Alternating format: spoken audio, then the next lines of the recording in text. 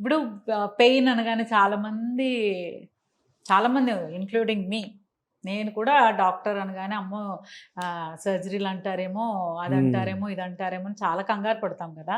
So అలా లేకుండా ఒక ట్రీట్మెంట్ తీసుకురావడం అనేది అసలు ఎలా సాధ్యమైంది?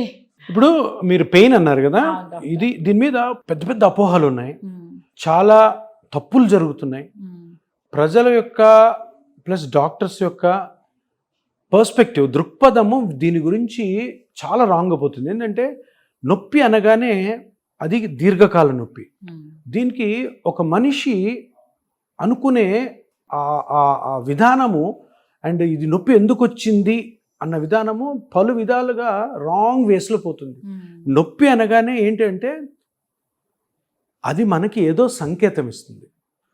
నీ బాడీలో ఏదో ఒకటి పార్ట్ నీకు ఒక వార్నింగ్ సైన్ ఇస్తుంది, బాస్ ఇది ఏదో చూడు దీని సంగతి. ఆ, దాన్ని మనము చాలామంది అంటే దగ్గర దగ్గర 80% మన ఇండియాలో అవుట్ సైడ్ కంట్రీస్లో కూడా ఇలాగ ఉంటుంది. ఏదో పెయిన్ కిల్లర్ వేసుకొని సప్రెస్ చేసేద్దాము, ఆ, పెయిన్ కిల్లర్ వేసుకొని సప్రెస్ చేసుకొని పనిలో పడిపోదాము.